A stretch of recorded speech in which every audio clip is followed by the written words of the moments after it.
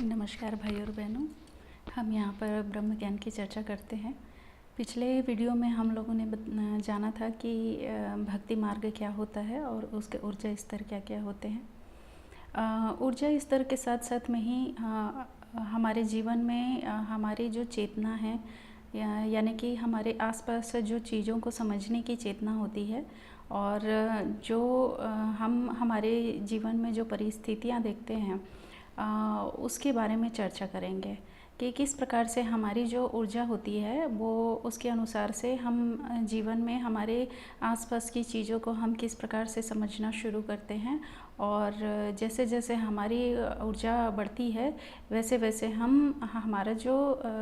व्यवहार है या हमारी जो समझ है वो किस प्रकार से बढ़ती है, आज हम वो जानेंगे। तो सबसे पहले हम देखते हैं कि हमारे बाल्यकाल में जब हमारा जन्म होता है तो हम उस समय चीज़ों को कुछ भी समझने में सक्षम नहीं होते हैं और जैसे जैसे हमारी उम्र बढ़ती है और हमारी जो आत्मा में जो संस्कार पूर्व जन्म के रहते हैं वो धीरे धीरे हमारे वर्तमान जीवन में प्रभावशील होने लगती है और 7 साल की उम्र तक के बच्चे का एहसास या उसकी चेतना जो है वो बहुत ही कम होती है। वो अपने जो पूर्व जन्म के बाद जो उसका जो जीवन रहा है, मतलब जो शरीर में आने से पूर्व का जो जीवन रहा है उसमें वो भगवान के जो अनुभव है उसमें वो लीन रहता है और इसीलिए वो प्रसन्न चित्त रहता है। उसके बाद जैसे जैसे हम हमारे संसार में वो आता है और आसपास की घटनाओं से वो धीरे धीरे सीखता जाता है और उसके साथ साथ में उसकी चेतना भी बढ़ते जाती है। तो 7 साल की उम्र के बाद धीरे धीरे उसे एहसास होने लगता है, आसपास की चीज़ों को समझने लगता है। हमारे जीवन में जैसा कि मैंने पहले भी बताया था कि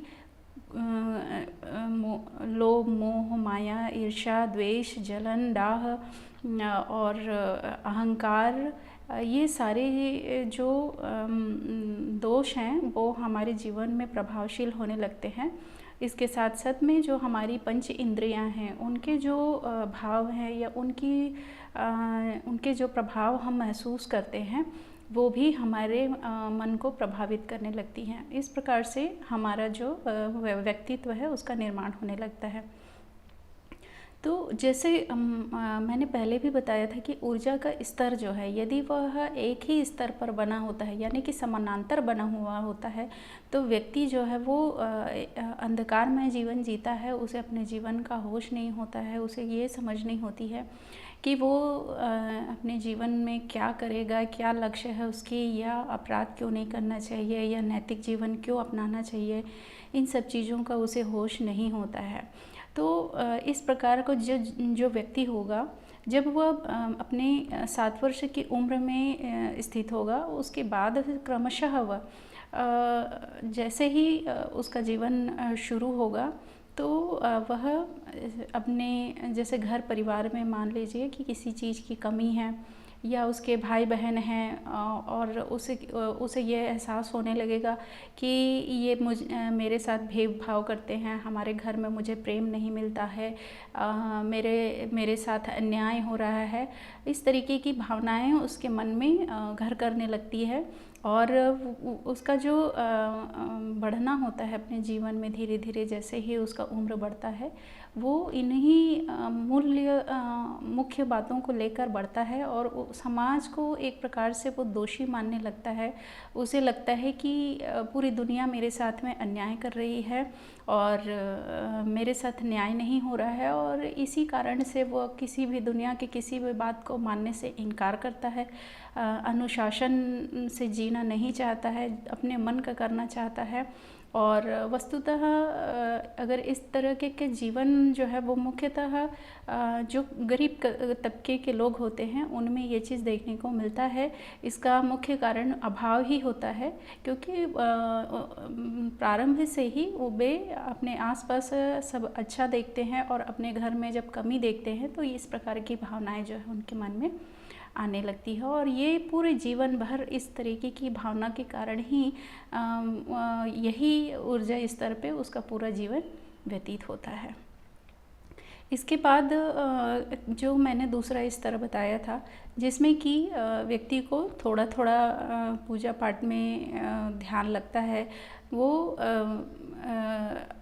अपना जो कार्य है वो करता है, थोड़ा अनुशासित भी होता है। और लेकिन पूजा पाठ जो है वो केवल अपने कर्तव्य को मानकर करता है। जो भी मतलब उसमें उसे थोड़ी बहुत भगवान में आस्था होती है, परंतु पूर्णतः आस्था नहीं होती है। तो वो केवल फॉर्मेलिटी के लिए ये अपना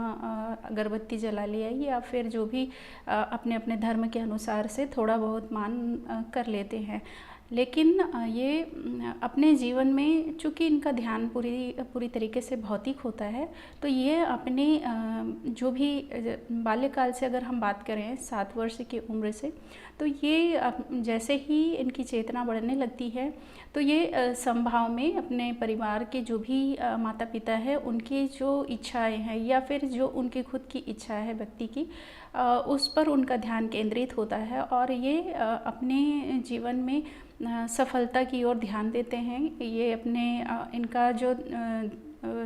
चेतना होती है वो अपने करियर या फिर अपने व्यवसाय या फिर अपने जीवन को अपने गृहस्थ जीवन को जीने में ही इनका ध्यान अधिक होता है। और ये क्रमशः अपने पूरे जीवन भर इसी तरीके का जीवन जीते रहते हैं और ये ज़्यादा विकास नहीं करते हैं, परंतु मध्यम तक ये सफलता प्राप्त करते हैं।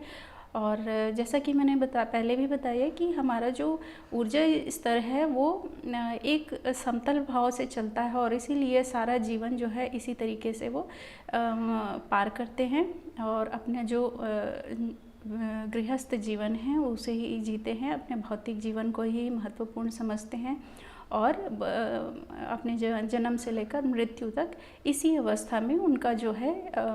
दिमाग या उनका जो बोलना चाहिए चेतना जो है वो स्थिर होता है। तो आज हम इतना ही जानते हैं और अगले में फिर हम अगले पड़ाव के बारे में बात करेंगे।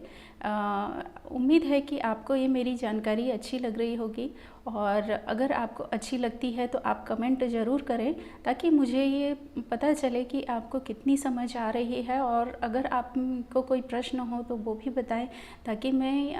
उन प्रश्नों के समाधान अपने वीडियो में कर सकूं, क्योंकि कोई प्रश्न यदि मन में रह जाए तो वो उचित नहीं होता है, उसका समाधान करना आवश्यक होता है।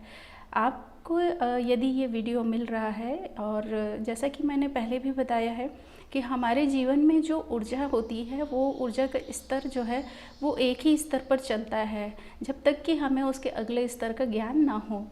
मेरा ये प्रयास है कि अगले ऊर्जा स्तर के बारे में आप जानें, उसको तथ्य के साथ जानें और उसको अपने जीवन में लागू कर सकें, क्योंकि यदि एक ही स्तर पर हम अपने आप को रोके रखते हैं तो हम अपने विकास को रोक देते हैं, अपने आध्यात्मिक विकास को रोक देते हैं। और जब हम किसी बात को जान लेते हैं और उसको आचरण में लागू करते हैं तब हमको धीरे धीरे हमारी ऊर्जा जो है वो बढ़ने लगती है। तो यदि आपको कोई अपने से उच्च ऊर्जा स्तर की जानकारी हो रही है तो आप उसको ज़रूर लागू करें अपने जीवन में ताकि आपका भौतिक विकास और आध्यात्मिक विकास दोनों हो। मैं दोनों इसलिए कह रही हूँ क्योंकि जब हमारी आध्यात्मिक विकास होती है तो उसी के अनुसार से हमारा ऊर्जा स्तर भी बढ़ता है, ऊर्जा स्तर के साथ साथ में हमारी चेतना भी बढ़ती है और हमारी चेतना के साथ साथ में हमारा जो भौतिक जीवन है उसमें भी सुधार होता है। तो जब हम मानसिक रूप से परेशान होते हैं, जब हमारी ऊर्जा स्तर निम्न होती है तो हम मानसिक रूप से शारीरिक रूप से परेशान रहते हैं, लेकिन जब ऊर्जा स्तर बढ़ जाती है और हमारी चेतना भी बढ़ जाती है तो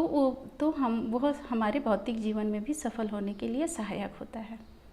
तो आज इतना ही, फिर हम अगले अपने वीडियो में इस संबंध में चर्चा करेंगे। तब तक के लिए धन्यवाद।